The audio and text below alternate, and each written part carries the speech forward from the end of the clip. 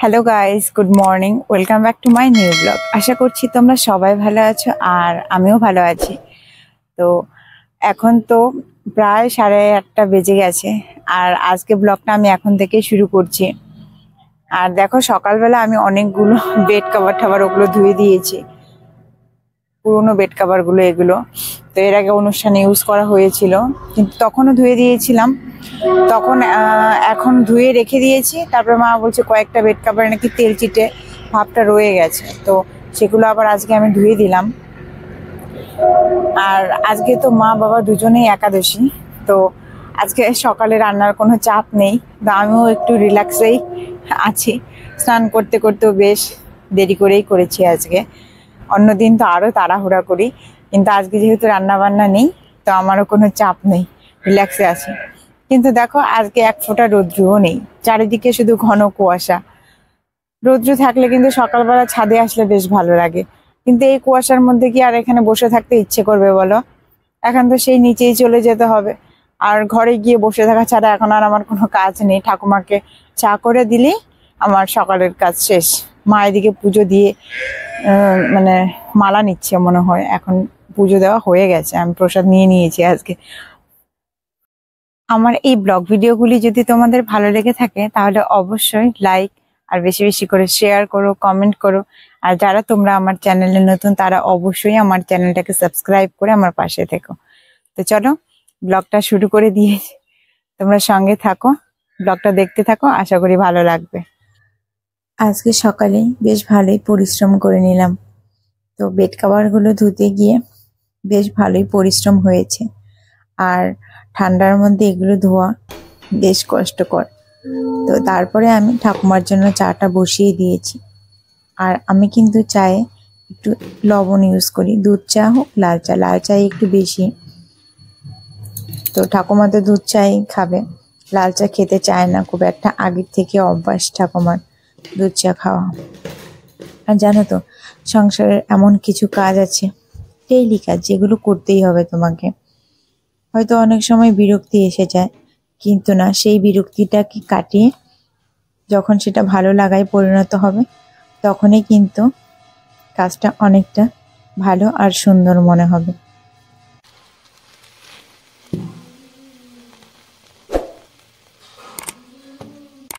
আমি আবার ছাদে চলে এসেছি। তো আজকে তো ভীষণ ঠান্ডা, আর আমাদের যে ওয়ালটা আছে, মানে প্রাচীরটা, তো এই পাশে তো একটা বাঁশ ছিল, এই যে ছাদের এইখানে, এই বাঁশের গাছের পাতাগুলো পড়ে ভেতরটা অনেকটাই মানে পাতা জমে গেছে।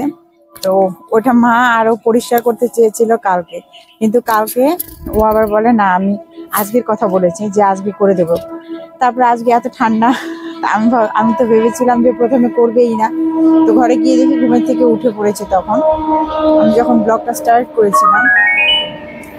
তারপরে ও দেখি পরিষ্কার করতে লেগে গেছে এই ঠান্ডার মধ্যে। আমি তো অবাক হয়ে গেছি ওর কাণ্ড দেখে। তো এখন আমি ছাদে এসেছি তাই দেখতে। সকালবেলা ও যেহেতু ভাত খাবে না, তাই আমি কালকের খিচুড়ি ছিল সেটা গরম করে নিয়েছিলাম। আর এদিকে দেখি ও পরোটা নিয়ে এসেছে আর সবজি। তো দুজনে মিলে পরোটা আর সবজি খেয়ে নিলাম সকালে ব্রেকফাস্টে।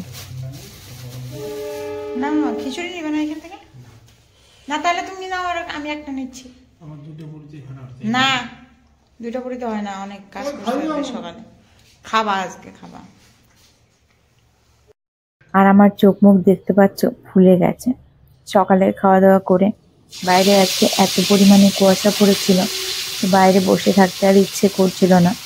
শুয়ে ফোন দেখছিলাম, আর দেখতে দেখতে ঘুমিয়ে পড়েছিলাম। আর দুপুরে রান্নার জন্য ও আজকে মাছ নিয়ে এসেছে। তো তারপরে যখন 11:30 বাজে, ঘুমের থেকে উঠে রান্নাটা বসিয়ে দিয়েছিলাম।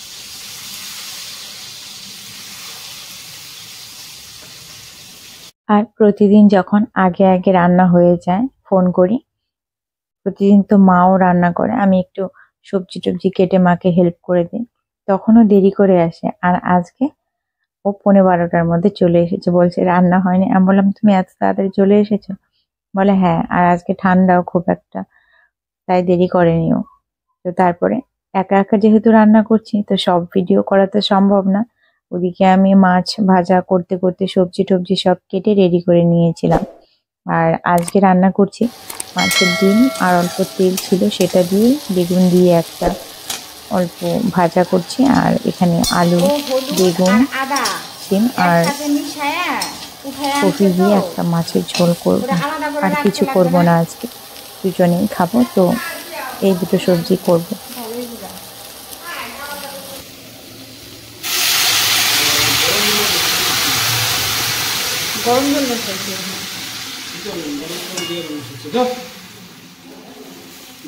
না আর বেশি দেওয়া যাবে না।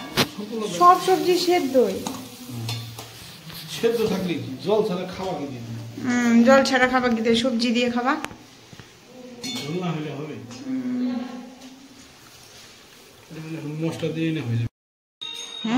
তারপরে আমরা দুজনে মিলে খেতে বসে পড়েছি। তো আজকে তো আর কারোর খাওয়ার কোনো চাপ নেই, ঠাকুমাকে আগেই ভাত দিয়ে দিয়েছিলাম, ঠাকুমাও খেয়ে ঘুমিয়ে পড়েছে। আজকে সারাদিন শুধু ঘুম আর ঘুম। খাওয়া দাওয়ার পরেও আমি ঘুমিয়েছিলাম অল্প। খাওয়া দাওয়া করে তো বেশ খানিকক্ষণ ফোন দেখেছিলাম দুজনে মিলে। আর আজকে ভাগ্নিরা আসার কথা ছিল, কিন্তু ভাগ্নিরা আসেনি, কালকে আসবে বলেছে। তো তারপরে ফোন দেখতে দেখতেই ঘুমিয়ে পড়েছিলাম। আর এখন ঘুমের থেকে উঠেছি আর ছাদে চলে এসেছি।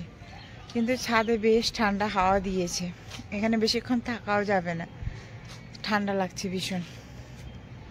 জানো তো আমি এরম কেন একটা এক্সপ্রেশন দিচ্ছি? ওখানে না একটা কালো রঙের পাখি আসে, আমি ভাবি যে ওটা আমি ব্লগে দেখাবো। এর আগের দিনও ভেবেছিলাম, ঠিক যখনই আমি ক্যামেরাটা ফ্রন্টের থেকে ব্যাক করব পাখিটা চলে যায়। তো তারপরে আমি নিচে চলে এসেছি। আর আজকে ওকে বলেছিলাম চাউমিন খাওয়ার কথা, কিন্তু ও বলছিল না আমি খাবো না। পরে নিজের জন্য অনেকদিন পরে ইচ্ছে হলো যে না একটু খাই, তারপরে ওটা সেদ্ধ করে আমি রেখে দিয়েছিলাম। আর এদিকে আজকে মার অনেক আগে পুজো, সন্ধ্যা দেওয়া সবই হয়ে গেছে, তাই গেট ঠেট আটকে দিচ্ছিলাম। ভাত দিব না, চামড়ি খাও চলো। কিটা চামড়ি তোমার টুপি খুলে গেছে, তো টুপি ঠিক করো। চামড় হবে যেমন দিচ্ছি চলো, ওইখানে টেবিলে চলো, টেবিলে। কি না খায়। আর গরম এখন আছে। ঠাকুমা না ভাত খেতে চায় না খুব একটা বেশি। বসো এখানে, বসো। তো একবার খেলে আরেকবার বলবে আমার খিদে পায়নি, খাবো না। তাই আজকে চা মুড়ি দিয়েছিলাম সন্ধ্যাবেলাতে। চা খেতে বড্ড ভালোবাসে। তারপরে আমি আমার জন্য চাউমিনটা যেটা সেদ্ধ করে রেখেছিলাম, তো সেটাই করে নিচ্ছিলাম। আজকে বাড়িতে ডিমও নেই, তো ডিম ছাড়াই সেভাবেই হচ্ছে, কিন্তু ওয়েতে করে নিয়েছিলাম চাউমিনটা। দাঁড়াও তোমাদের ফাইনাল লুকটা দেখাচ্ছি। খেতে কিন্তু বেশ ভালোই হয়েছিল। দেখো সসটা একটু বেশি হয়ে গেছে। তো তারপরে মা যেহেতু একাদশী ছিল, বিছানায় চলে গেছে, ঘুমিয়ে পড়বে বলছিল, আর আমি ঘরে বসে বসে চাউমিনটা খেয়ে নিচ্ছিলাম। তো আজকের ব্লগটা এখানেই শেষ করছি। তোমরা সবাই ভালো থেকো, সুস্থ থেকো। Good night, bye. দেখা হচ্ছে নতুন অন্য কোনো আরেকটা ব্লগে।